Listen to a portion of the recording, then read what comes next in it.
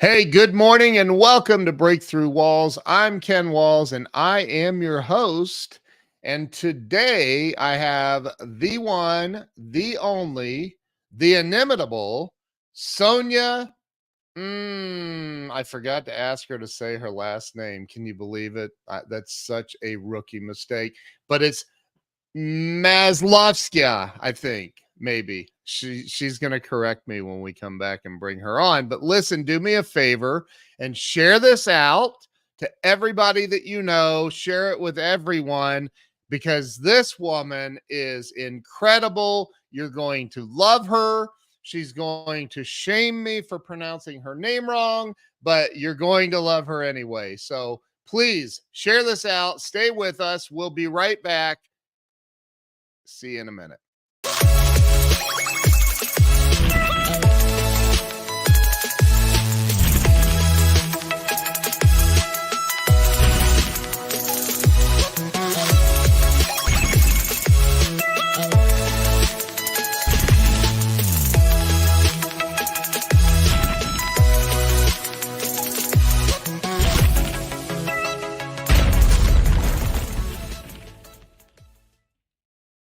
And we are back. Let me bring Sonia on. Sonia, welcome to the show. Thank you so much, Ken. Good morning, good afternoon, everyone. It's an honor to be here. Look, my friend Joe Ingram's already saying rookie move. I know. Sonia, say your last name. Actually, maybe not so, because this gives me an opportunity to ask you for your advice. My name is hard to pronounce. It is Maslovskaya. And to make everyone's lives easier, I was thinking of changing my stage name to Sonia M. What do you think? That would probably be easier for American audiences. Yes. Maslovskaya. It's Skaya. Skaya. Yes, Maslovskaya, but Sonia M is also good. Sonia M is awesome. So Sonia, I'm excited to have you here. You are an amazing human being that I recently met at Tony Caruso's event for the eWomen's Network. And listen, I just was like, okay, I got to get this woman on my show. I can't wait to have her on. And here you are. So this is really about helping people have a breakthrough in life. That's what my show is about. I would imagine life has not always been easy for you, and you've had ups and downs, and that's what we're here to talk about. So, Sonia, start with where you were born and raised. It sounds like you have a deep South Texas accent. Oh, you are so good at accents. How did you know? I was born deep in the South, however, not in the South of the United States. I was born in the southernmost part of Russia, close to the Black Sea, in the area called the Northern Caucasus, which is very rich in ethnical diversity. I grew up in a multicultural family, and I have a deep respect for different cultures and different languages. And I have to share that from a very young age, I had this fascination with communication and languages. So my dad worked as a professor of linguistics, and I inherited this love for languages and communication from him. Wow. So after I graduated from a linguistic university in Russia, I was a young adult. I was 22, and I moved to America. I moved to Boston. It was a spur of a moment decision. I came here completely by myself with no friends, no family, no support system. And as you can imagine, Ken, I had my share of challenges as an immigrant, as a woman in corporate. So I'm happy to share my story. Wow. Wow, wow, wow. You came here all on your own. I Now, did. did you have some money in your pocket at least to get I sure started? did. I had a whole lot of $1,200 in my pocket. Oh my gosh. Wow. So $1,200, you moved to Boston, which Yes. is beautiful. That's a great place to It is. land. Yes. And so where did things go for you from there? You had a degree in linguistics. Yes. Um, what is a degree in linguistics? Like just learning different languages? What is it? Yeah, so linguistics is a study of languages. You're absolutely correct. And I Okay. studied English and French, but my English was not perfect. I did not speak English the way I do now. I had a thick accent. I didn't Wow. understand the nuances. I didn't understand the idioms. And I'll tell you, my very first job in Boston, I worked for a travel company, a fantastic travel company, and they trained me for about a month and a half. I was supposed to be a customer service rep. And the day before I was supposed to start, I freaked out because I thought that, who am I? I'm just straight from Russia. People will not be able to understand me. I will have a hard time understanding different types of dialects, people calling from Texas and Georgia, Alabama, New York. What if I don't understand them? And I had this complete freak out and I almost quit. And I had a fantastic trainer who talked me out of the ledge. And I'm so glad that I stayed because eventually, miraculously, a few years later, I was asked to be a brand speaker and to represent the company and to be the voice and the face and travel around the country and speak to large groups of audiences from Wow. 100 to 700 people. So that was such a great experience for me. That is incredible. So, my buddy Jay Fox says, "Why did you move to Boston? The Boston Tea Party? I wish Why, it was. Yeah, why Boston? That's a Yeah, great why question. Boston? That's a great question, Jay. Thank you for that question. It was just a dot on the map. I What? thought maybe New York, maybe Boston. I did knew a couple people in Boston, and I just said, "Let me see what's going on in Boston." And at first, I lived in the small town of Salem that has a lot of witch history. Yes. Mhm, Yes. So, okay, so here you are in this company. You start as a CSR, right? A customer mhm. service rep. Yes. You end up becoming a speaker. And was that like a speaker trainer? Were you training people in the company? What was Not your yet. position? No, at that time I was speaking to customers. So we Oh, had okay. presentations and I was speaking to customers on behalf of the company. And that was a phenomenal, phenomenal experience. But if somebody told me that this is what I was going to be doing Yeah. when I first moved to America, I would have never believed them because Yeah. I had so many, I had a lot of doubts about myself. Yeah. Imposter syndrome times 100 probably. Yes, absolutely. I can't imagine, like, I can't imagine moving to Russia and getting a job as a CSR in Russia, especially when I don't speak any Russian. So that Yes. would Well, be speaking tough. languages helps. Yeah, right? Mhm. So, okay, so started there. You're not in Boston currently. I Correct. know where you live now, but Yes, so talk about how things kind of before you do that. Let's go back to growing up in Russia. sure. I want to talk about that Okay. because I love culture and cultural differences. And, I think that people in America, we have a tendency of living inside this box and can't really see outside of it. And, Russia is a beautiful country. There's a lot of unbelievable history there. Yes. What was it like for you as a child growing up in Russia? Was it cold? I hear it's cold in Russia a lot. I hear that, right? Yeah, yeah, I What was it like? love I love this question because, like everybody, our childhood is the foundation of who we are, right? And what Amen. happens to us as children, it shapes us for the rest of our lives, right? Whether the Yeah, good things and the bad things.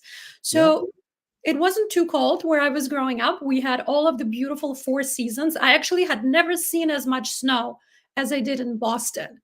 I had never seen so wow, much snow in my life. And people would say, "Well, you're from Russia. Why are you complaining?" And I would say, right, Russia is a vast country. I'm from the southern part of Russia. right. So You're growing like, it's warm and we lay on the beach all year in that part of Russia.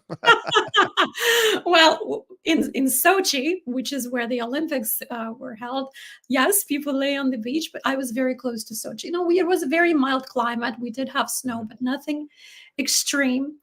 And interestingly enough, I kind of knew since I can remember myself, that I wouldn't be living in Russia. And I had a strong influence. My dad was a strong influence, and he was not a fan of the communist regime. And a lot of his friends moved in the 80s to the United States. And I remember as a little girl, envelopes we would receive letters from his friends from America. And Yeah. most of the times those letters were open because the government had to get into the letters and ensure that there was nothing bad said about the Soviet Union, right? And so Wow. sometimes even certain parts of the letter were crossed out. They were blacked out, and we couldn't read anything. We couldn't read half of the letter, so it was probably things that were complimentary of the United States. And you can Yeah. imagine me as a little girl, in the little apartment in Russia, getting these letters, opening these letters with my dad. So I developed this fascination with America. And I thought, what is this magical country that people have to escape to secretly? And you can't even talk about what's going on there. So I became really interested in what America is really about, and why shouldn't Wow. you be able to openly talk about how great it is? That is, see, there is a perspective that people are unaware of. Yeah. I love what you just said. So you grew up during the Soviet communist regime. Yes, I sure did. Wow. Yes. Wow. Okay, so I didn't know that. You look like you're 28 maybe. Oh, thank you. Um so you are in this. Wow, and I didn't know that they open your mail and read your mail. That's insane. Mhm, So you grow up in communism. Is mhm. your did and you left, did your parents stay? They stayed there. They came here much later. So I was the Oh, pioneer. good for you. So but obviously the communism, at least what we see up front, ended. Um, I I Yes. I, I think they're trying to bring it back, but well, that's a whole nother topic. But It's a but dangerous topic, Ken. yeah, I'm just kidding, KGB that doesn't exist. Um, so Mm, so you did your whole family end up coming over to America then yeah. eventually? My mom and dad, they joined me here. First, it was my dad, but at Mhm. that point, I had already had an established life in Boston, and I invited my dad over. He had his battle with cancer, and I was very happy to have him here. And then my mom moved here after my kids were born. I'm a mother of twin boys, Samson and Solomon, and my mom moved here because she wanted to help. It was tough, raising twins. Yeah, yeah, I'm sure. So, Mhm. s- okay, so you no longer live in Boston. No. You brought half of Russia with you to the US. I'm Just two kidding. 2 people. Hey, we have somebody very famous watching, Jim Keys, who's the former CEO of 7-Eleven and Blockbuster, is watching us right now over on Hello, Jim. Instagram. Thanks for tuning in. Jim's awesome. I just hung up the phone with him. But so you're in Boston, you bring your family comes over. Where did things go from there for you? I think that sometimes things don't happen to us, things happen for us, and we cannot see Amen. it in the moment, right? Yeah. And I went through my share of darkness when I lived in Yeah. Boston. Yeah. I did have a great corporate job, but it wasn't really anything that was feeding my soul. And I was yearning for something more, and I couldn't really find it. And of course, the cultural differences still played a part. So there was a period of my life when I felt really disconnected. I felt disconnected from who I really was, and I felt disconnected from my purpose. And I fell into a deep depression. I'm such a positive person. I never imagined that that could happen to me, but it did. And it affected me really deeply. And it was the kind of depression that was paralyzing all aspects of my life. And then suddenly, I was invited by a friend to see a theater play. And it was just a hole in the wall little theater. And I had nothing better to do. And I went to see it. And Ken, I got awakened by that theater performance and I got completely mesmerized. And I said to my friend after that, I said, "What is this technique? I've never seen anything like that." And he said, "It's the Meisner acting technique." And he said, "Why don't you give it a try?" So I went to try. There was a workshop on the weekend in Boston. And by the way, Boston has a fantastic theater scene. It's very connected to New York. New York actors come to Boston. Boston actors come to New York. So I started pursuing acting, and it was one thing that ignited my passion. And I was very serious about acting. I don't know if you are aware of it, but actually, your No. good friend Glenn Morshower, when we were talking at the Tony Caruso event, we found out that we were on the same show. We were on the Manhattan TV show. Oh, And so wow. acting is a huge part of what made me a good speaker and what made me a good speaking coach, because out of that darkness, I found the spark that really ignited my passion. And because I pursued acting with all my heart and soul, it taught me how to be vulnerable, and it taught me how to connect deeply with the audience, and it really contributed to who I am right now. Wow. That's powerful. I did not know all that. Had Mm. no idea actually. So you and at that point, so were you not employed anymore then, I or did was you? employed. I was always pursuing more than one thing. Even Okay. now, I have a corporate career. I work for a great tech company in Santa Monica as the Oh, head of marketing, but I still have my other job, and I'm a single mom, so having yeah. two streams of income is important. But speaking and coaching and helping people overcome the fear of public speaking, as well as connect truly to their audience, find a unique message. That's what my passion is. That is incredible. So you okay, so you gave away where you are now, you're in California. Yes.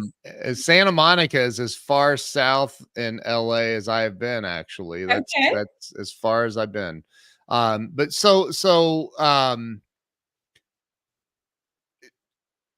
so when you were in Boston, you went and had this theater experience. You ended up getting into acting, Yes. and how did that go? And you're still working a corporate job at the Yes. time, right? Mhm.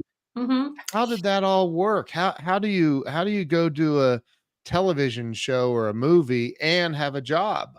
Yeah, that's a great question. At that time, I was only pursuing theater. And as you know, most Oh, theater plays, they're done in the evening, or there is yeah. a matinee show on the weekend, right? So my corporate job, they were also very flexible with me. They knew that it was my passion. They knew I needed to feed my soul in addition to doing something intellectual. And they were kind enough to allow me to do that. So I did theater in Boston, and I did a play in New York at the small Manhattan Repertory Theater. But it really showed me that I need to go in that direction. Mm, And I really believe, Ken, that life is about sharing, whether it is sharing as an actor, sharing as a communicator. As a matter of fact, the word communication comes from Latin communicare, which means to share. So all of those experiences as an actor, as a communicator, it's all about sharing, right? And that's ultimately what I'm so excited about. So after I pursued theater in Boston, I wanted to do it on a TV. and I wanted to pursue film. And of course, Los Angeles is the place to do that. Yeah. So when I moved to Los Angeles, I was 30 at that time, and I studied acting at the great Ivana Chubbuck studio. And I got myself an agent. I started getting booked on TV shows and films. And I still probably would have been doing that if I didn't become a single mom, because it's a little too it's too much. Yeah, I understand. Mhm. So when was the last time you were in a film or a television show? It actually was the Manhattan TV show, which was filmed in Albuquerque, New Mexico. That was my last show. And then I decided I cannot do both my corporate gig and acting, because, of course, you have to go to an audition. You can be on a set for 48 hours. So I had Yeah, to make a choice, and I leaned into corporate. And at yeah. the same time, I was asked to start mentoring other speakers in the company, because the company was expanding in that direction. And I found out at that time, Ken, that I actually enjoy helping others become powerful speakers even more than I like being in the spotlight. Wow. Okay. So talk about that. I mean, I think that because I remember one day going, you know what, I'm gonna hang my shingle out, so to speak, and let the world know that I'm a speaker, right? Mhm, And for hire. And I felt so unqualified, right? Like, although I was qualified, I still remember feeling that imposter syndrome. And Jay mhm. just said it, like, moving to a new country, learning a new language, study theater, moving from Boston to somewhere, California. Wow, you take on a lot and handle it well. And I agree. I think you might be a little bit of an underachiever. I'm kidding, of course, but like Thank like you, Jay. I think that it's unbelievable what you just decide, I'm gonna go do this, and you do it. That's amazing to me. Thank you. What made you decide that you were qualified to be a speaker trainer? I don't know if it was as much of an intellectual decision and knowing that I have qualifications. It was more of a passion. I really followed my passion. If you look at it on paper, yes, I have a master's in linguistics. I've worked as a speaker myself. I presented at over 300 events, but that Wow. wasn't what was pushing me in that direction. It was really my passion for connection. And I've met throughout my professional career, Ken, so many people who have incredible knowledge, who have phenomenal experience, or who have life stories that could inspire others. But they're held back because of this fear of public speaking, because of Mm. the Yep. fear of being seen, or fear of not being perfect, or fear of not being good enough. Because to me, it's never just the fear of public speaking. There's usually something deeper underneath that. And so Mm. I thought, what if I could help people really break away from this fear and show the world who they are and help them share their stories, their knowledge, their expertise? And that really was so exciting to me. So it wasn't so much of an intellectual as it was a soul decision from my soul and from my heart. You had the whisper. Glenn talks about the whisper, Exactly. you paid attention to it. Mhm. That's amazing to me. So what is it? Is it the training, coaching, teaching that you love more than anything else? Or is there, I mean, obviously you love your kids, but Yes. um what is it that if you had to do one thing only Okay. for the rest of your life, what would that be?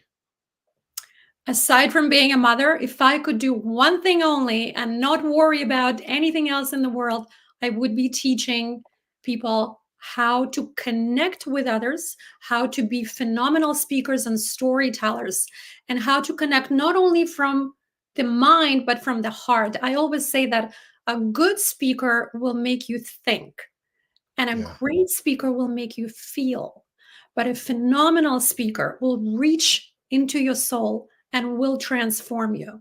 And I really believe that it is my mission to help people become those kind of speakers. Wow. That's powerful.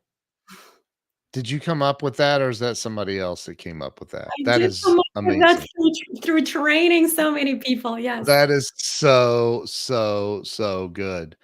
So you are, yeah, wow. So I'm trying to put some comments up here and read through them, but so you been at the same corporate job all of this time, even when you were doing No, television no, I stuff? went to a couple other companies, I Okay.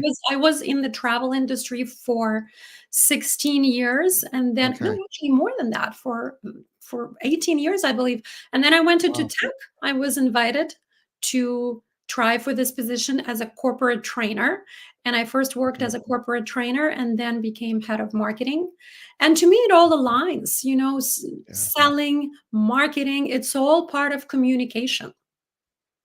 It is. How important is it? I'm going to start asking rhetorical questions. But how important is um communication just for the average everyday human being that's not pursuing speaking, that's not pursuing the next rung on the corporate ladder, that's not, Mm, they're just living life. yeah. I think that I really like this question because it opens up another question. What is the biggest misconception about communication and public speaking? So when you say communication and public speaking, most of the time people think about a speaker on the stage or somebody like you doing interviews, right? Being on Yeah. TV shows. Yeah. But to me, unless you're talking to yourself, you are speaking in public. You are speaking to your coworkers, you are speaking to your friends. You are public speaking unless you are by yourself in the house speaking to yourself, which I do sometimes occasionally. Yes, but even your electronic devices are listening to you now. Exactly. Yeah, so how many of us are on social media? How many of us do reels and post on social media? Yeah. Anytime when you communicate with other people, you are speaking in public, and therefore it is public speaking. And I Mm, really think that by harnessing good, positive, respectful communication, that can elevate all areas of our lives. wow. If you don't know Debbie Bettendorf, you guys need to meet. She has a big show and she's one of my favorite people in the world. You guys definitely need to meet. You need to be on her Thank you. show Hello, too. Debbie. And for some reason she started calling herself Deborah. I don't know why, but it's Debbie to me. But talk about what you think. I see, and we've missed a lot of steps here. I'm probably going to go back a little bit because I'm so curious about what it's like growing up in Russia. Like, I don't know why. I want to know, like, I'm what happy was to it? share. What are the differences between, I mean, you've been here long enough. You have children that have been in American Mhm. schools, and Yes. what are some of the differences that are um like how do I say this? Like just school. Obviously I've seen videos and things, but what are some of the noticeable differences between living in Russia and living in the US? Oh my gosh, there are so many differences, Ken. Where do I begin? I think culturally, there are a lot of differences between just the Russian mentality and American mentality.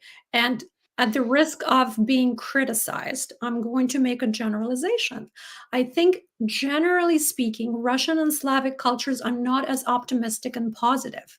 Even if we look at the Russian literature, Dostoevsky and Tolstoy and Chekhov, it's all, it's very deep. The literature is very deep, and the conversations between people are very deep. You don't just have chit chat. You don't Right. just have small talk. There is no such thing as small talk in Russia. You get together with friends, you discuss deep topics, philosophy, history, politics, psychology. Everything is very deep and very serious. And the general inclination is a bit skeptical and pessimistic. I find that American mentality, generally speaking, is very positive, and I connect to it more. Wow. Okay, but wouldn't most people, like, I realize that there's like my mother-in-law, for example, is her I don't know if it's her parents or but they, of German descent. Mhm. And I know some very mean German people, and I mean, very mean, just like very unhappy. I'm thinking of one woman in particular, she, but like my mother-in-law is not like that. She stepped off of God's right hand into this world. She's the most positive person in the world. Mhm. So I do know what you're talking about from that perspective. But don't you think that people want to be positive and happy, like, inside somewhere? I think most people do. I think most people are looking to be happy. I think most people are looking to be happy by finding something outside of themselves. And eventually we come to this wisdom in our life that happiness really is an inside job. But the overall mentality and cultural influences, they're very strong, right? So even the thinking patterns, I think the thinking patterns that are imprinted on us as we're growing up when we're little, we're so influenced by the linguistic, and as a linguist there is such thing as linguistic patterns and how language and culture can impact your neurology, even. So yes, I do think that as human beings we're all trying to find that happiness, Yeah. but in terms of thinking patterns there are big cultural differences. So now that you are, like Jay says, you're Americanized, you are, Yes. and I only detect a slight Russian accent, by the Yeah. way. Um, so as a, let's say I mean, you're a speaker, you speak at events, you do, and I know that you are doing a lot more of the speaker training, but Mhm. what is your objective when you are on stage in front of a Mhm. crowd? Right now, you're in front of a crowd. Yes. What is the objective that you have? Is it to teach linguistics? Is it to teach positivity? Is Mhm. it to teach people how to pull their heads out of their rear ends and live a better life? What is your objective? Well, that's a great question. It really the objective depends on the needs of the audience. And Okay. I always recommend whenever you are hired as a speaker, as a keynote, you want to get in touch with an organizer and you want to find out what does the audience want? What does the audience need? Right. So, for example, before the Speakonomics event, I got in touch with Tony and I asked her, who is going to be in the audience? What are they looking for? How can I best be of service? What can I best support them with? And then from there, by finding out the needs of the audience and the goal of the event, then you Right. want to craft your speech. So I think there is a lot of um, overall issue that I see with speakers right now is the lack of intention. It's intention deficit, not attention deficit. It's intention deficit. Mm, So as a speaker, you have to be super clear on your intention. So for example, today before your event, I reminded myself my intention is to share my life story, the ups and downs, and to inspire others. That's my only intention. But there are events where I get hired to speak, to teach specific skills. So, for example, I was hired by a financial company to teach the art of persuasive speaking, right? So that's a completely different objective. That yeah. means completely different content. Wow. What to tell me more about that? I wanna know more about the persuasive speaking. I wanna do persuasive speaking. Persuasive speaking. Well, there are several ways to be more persuasive. as and more impactful as a speaker, right? There's, for example, I really like Dr. Milton hypnotic language patterns. And those of you who are tuning in, if you are familiar with neuro-linguistic programming, Mhm. NLP, that a lot of influential speakers lean into, Yeah. Dr. Milton's hypnotic language patterns are some of the most effective tools that you can use. Dr. Milton was one of the grandfathers of American hypnosis, and he was incredibly effective with his sessions. His patients would get much faster results in healing and recovery than anybody else's. So when uh, we look into what he actually did, he was using specific language patterns, which are now known as hypnotic language pattern or Dr. Milton's language patterns, that Wow. would put the other person into a positive state and were highly influential. So, for example, one of them is the pattern of presupposition. So, if I say to you, Ken, if you try these techniques, you will be an even greater interviewer. What I'm presupposing here is that you are a great interviewer already, right? Right. So Right. those kinds of things. So if you are interested in hypnotic language patterns, I highly recommend the Dr. Milton language patterns. And then there are things such as assumptive language, which is used in sales and in Yeah. persuasion. So this can be a whole different show. No, I love, but see, here's the thing. I think, obviously you have an incredible life story. I mean, most people would never leave the country they were born and raised in and just go, I'm going to and look at what Jay is saying. Out of 550 some interviews, you've just reached the top Oh 3 for my him. gosh, So, that is yeah. that But is see, and incredible. here's why. Here's why. See, I'm a diagnostician. I'm gonna diagnose. This is why you're literally you're telling your life story, but you're weaving in things to this conversation. Maybe it's because I ask brilliant questions. You I'm do. kidding. That's great I'm question. kidding, I'm kidding. But no, you're weaving in information that people can actually take away and Mhm. apply to their life right now and change their life in positive ways. And that's what I love about what you're doing here. I love it. Thank you. You're welcome. And you really are a fantastic interviewer, and you make it so easy. Because Thank some you. of these things, I'll tell you, Ken, I've never shared. Do you know if you only knew how many times I've heard that exact statement? That's so crazy. I don't know why. I just have one of those faces like you can just trust me to share the stuff. I don't Yes, know. and you are a great communicator. Well, thank you. I appreciate that.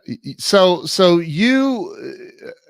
okay, so you have this vast knowledge base. Look, Jay says, "Can the can open?" I know, Ken, I love it. That is so funny. So Mm, you have this. I mean, that I've never thought. Like I know the guy, the father of NLP, that trained Tony Robbins. He's yes. Wyatt Woodsmall, who I've met and hung out with. So just a brilliant guy. Mhm. But talk about, because a lot of people think NLP, which is neuro linguistic programming. A lot of people think that NLP is manipulative, and I would like to hear I mean, what's your take on that? Is it? I I partially agree because sadly, the powerful techniques that NLP offers have been used in manipulative ways. And Mm, I can, as a linguist, I can identify that. Sometimes I listen to politicians and I will say, oh my gosh, this is this particular technique from NLP that they're using, but they're using it in unethical ways. They're using it by twisting the facts in the way that is more beneficial to them, right? So whenever I teach my students these techniques, I always say you have to use this ethically because it could be also used as a weapon in manipulative ways. right. I mean, just like a firearm can be Yes. used for protection or nefarious reasons. Mhm. But uh, Absolutely. give me and the audience a real life example of NLP in action, can Oh, you? sure, absolutely. Just I because love your confidence about this, by the way. I love that.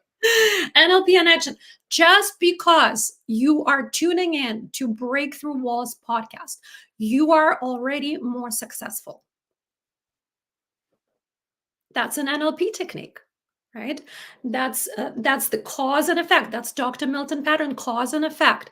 Now, some Love might that. say, well, how can they be more successful? Because you can share the wisdom and you bring in speakers who can actually teach people something, not only inspire them, but also teach them. So this is one of the techniques, cause and effect. So, what about politicians using it in manipulative ways? What's an Oh example of my that? gosh. Just the same way they can use the cause and effect. And they can say, because this and this thing happened, that means that you should vote for my party. That means that you should. But one might not have anything to do with the other. But because Right. they're using those patterns and they're saying that with confidence, they're impacting the subconscious mind of the listener. Wow. I find it interesting. I would imagine that before, who was it? Bandler and his Richard Bandler. partner. Yes. Mhm. Yeah, that came up that coined, I guess, NLP, although I think it probably has existed for thousands of years Yes. on some level. But they've coined it as something that they came up with. But Yeah. and again, if you identify speech patterns and you see that, I can understand why they say that. But so talk about, you know, I have you ever been in a position, you said you came here with $1,200 to your Mm. name, Yes. which is a lot compared to some people, right? That Right. Yes. and it's not a lot compared to others. But you come to America, to Boston, um, with $1,200. And have you ever been in the position where it's like, I don't have enough money to pay my electric bill or pay for this or that, and what am I going to do? Have you ever had those situations in life? Because you don't look like you're that kind of person, but have you ever had that happen? You would be surprised. Yes. $1,200 is certainly not a small amount of money, but that's barely enough to pay your rent in Boston. Yeah. Yeah. And Yeah. before I started working for that travel corporation, and by the way, with my first job, I was only making 32,000 a year. I remember that. I Wow. was, yeah, 32,000 a year. I was hired in 2022. I came to America right before 9/11. And so for a year, I didn't really have a job. I was trying to find a job, and my parents would send me as much money as they could. But yes, there were times when I couldn't pay for heat in Boston, and it was not a pleasant experience. You And mean 2002? You said 2022. 2002, yes, thank you for correcting 2002. me. Yes, 2002. And yeah, it was tough. I had moments when I didn't have enough money to buy shoes. I remember that very clearly. Yeah, And what it did, it didn't break me. It just made me be very hungry for success. I love that. Glenn is watching, by the way. Look at what he Hello, said. Glenn. Oh, I'm so happy to see you here. He I was says you are one of the sharpest guests I've ever heard on any talk show. okay. We're done here. I can turn my camera off. You're like, I have Glenn. reached the pinnacle in life. So Mm, I've had that in life. It can be challenging, and I we've pulled up to the house and like, why is the house so dark right now? And only to find out that, the electric company likes it when you pay your bill. Um, you know, talk about how you one of the things I like, because I've been busted, broke, and homeless as an adult, and I've been wealthy, and quite frankly, being busted and homeless is not fun, and being wealthy is much better. So, talk about people, I believe you mentioned it earlier about childhood and how it imprints our brain and our personality and who we become. People are walking around in life living in these stories in their heads. And I think in a lot of cases allowing those stories to hold them back or keep them Absolutely. stuck. Yes. What do you think, besides fear, because that's the number one answer, you can't use that one. What do you think the number one thing is that's holding people back from having true financial success and true freedom and happiness in life? What do you think's holding them back? I think it is limiting beliefs. I really do. Okay.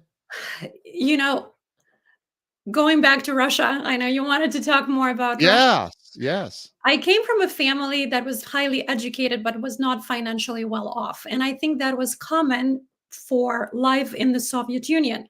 My grandmother was a neurologist, a very good doctor. And my father, as I mentioned, was a professor of English. My grandfather was a rocket science engineer. It's funny to say that, but that's who he was. And my mom was a head of city library. So they were all Wow. intellectuals, but Wow. just because of how the structure in the Soviet Union was, that everybody was equal, that the doctor made as much money as somebody cleaning the streets or somebody working as a cashier. There was a small difference, but not that much. If I had that family here in America, we would have bbeen wealthy, I'm sure. Yeah. Yeah, With very wealthy. those kind of positions that they held. But in Yeah. Russia, you just learn to be okay with having enough. Yeah. And there is something positive and something negative about it, because when you start getting more, you become really appreciative of what you have. And one of the things that I really appreciate about living in America is that we have these incredible opportunities that we don't have in other countries. That I think that's why a lot of immigrants really go after success in America, because it's so apparent to us. The amount of opportunities, the doors are wide open. All you have to do is just work hard, pursue your goal, right? And be passionate about what you're doing. We don't have these, at least at that time we didn't have those opportunities in Russia. So that mentality of having just enough and being happy with it, yes, it makes you appreciate things, but it also can kind of make you stumble, because, well, I have enough and maybe I don't need anything else, right? Maybe I don't need more. Yeah. So all of us have these limiting beliefs, I think, that are imprinted Yeah. in childhood and imprinted by our culture and the environment where we grew up. And I think one of the most powerful things that we can do is challenge the status quo inside our head. How? How do you recommend people challenge that status quo? I recommend asking yourself powerful questions. And one thing, if I may go back, hello Rochelle, if I may go back just for a moment, we talked about public speaking, right? And how I really believe that communication and public speaking can elevate all areas of your lives. When I work with my clients and we take a deep dive into why they speak the way they speak, or what Mm, is holding them back, what is really behind that fear or that resistance to really show up fully and tell your story, usually it becomes a very deeply spiritual and emotional experience, Ken, because we can unravel what's really underneath that resistance, that pull back that's not allowing you to step into your full power. And a lot mm, of times what I find out, it is either something deep in their childhood or it's a trauma that happens later on in life. So by unraveling this, we can really get to the root of what is holding you back. And it's not a simple answer, because it's going to be unique to each individual. But what I encourage everyone to do is look that fear and whatever is holding you back in the eye, and yeah. then get to know it and really understand, where is it coming from, and be kind of curious about it, not be ashamed of it because it made you who you are, but get really curious about it and start challenging and ask yourself questions. Is that really so? Is what I'm thinking really true, or was it imprinted on me by my childhood or my life experiences?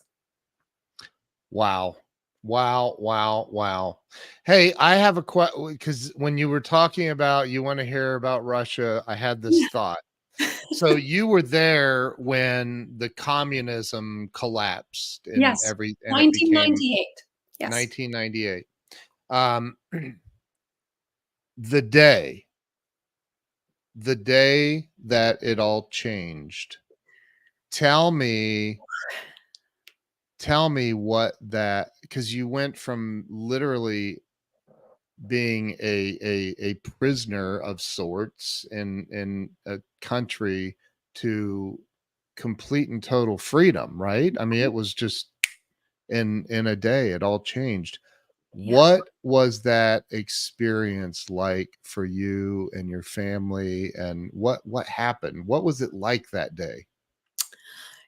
I remember that day so clearly, and nobody ever asked me this question, Ken. Wow. I remember this day very clearly. I was with my parents on the Black Sea, vacationing on the Black Sea. Wow. And we were trying to tune onto the news stations, and all of the news stations were playing the Swan Lake, the performance of the Swan Lake. And there was no news coming out. So we knew something was going on. We knew something was going on with the government. But for about 24, I can't remember if it was 24 or 48 hours, there was no news at all about what was happening.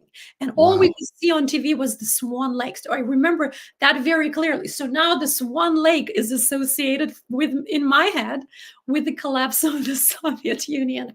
But when the Wow. news finally came out of the full collapse and the change in government, there was a lot of uncertainty and there was a lot of confusion. And my family and I, we were away from our home. We were vacationing.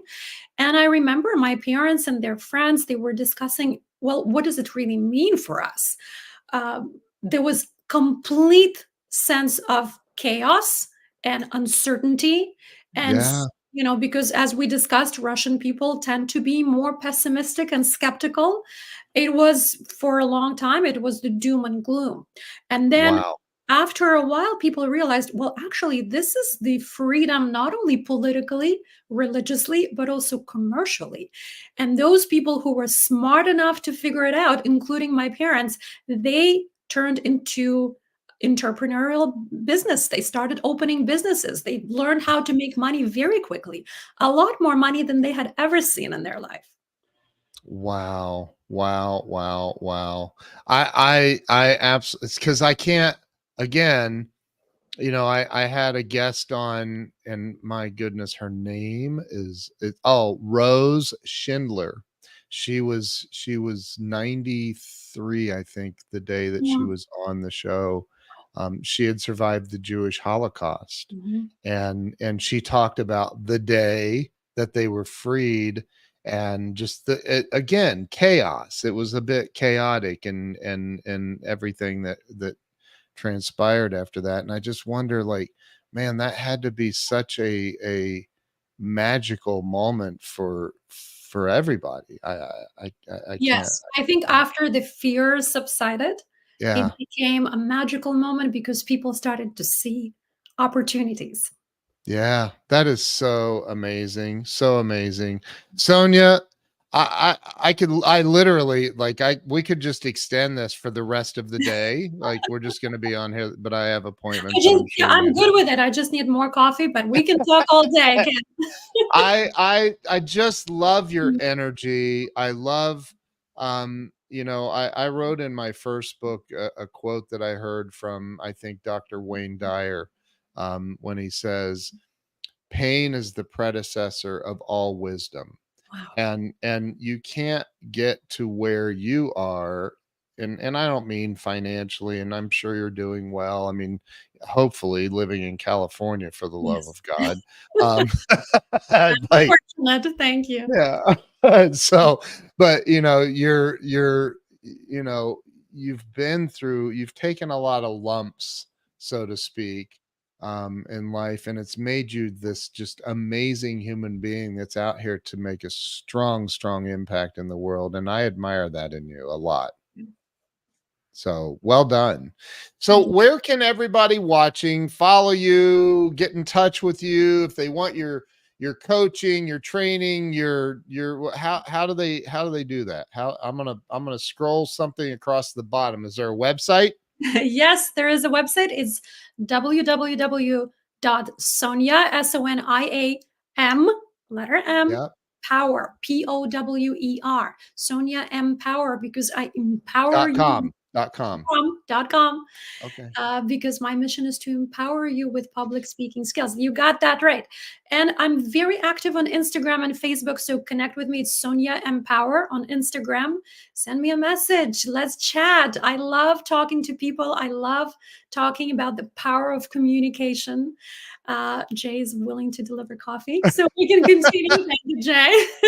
Jay lives here in Dallas. I don't think he can get to California in time. So, But I appreciate the thought. Yes, Instagram, Facebook, you can find me through Sonia Empower. I would love to connect with you guys. there's my wife. She's watching too. Yes, this has been, Thank oh you, my Jay. gosh, what a phenomenal interview this has been. And you're a phenomenal human being. So, Sonia, thank you from the bottom of my heart for being on today and sharing your truth and your authenticity. And you radiate love, and I love that about you. So Thank you, Ken. It's yeah. been an incredible pleasure.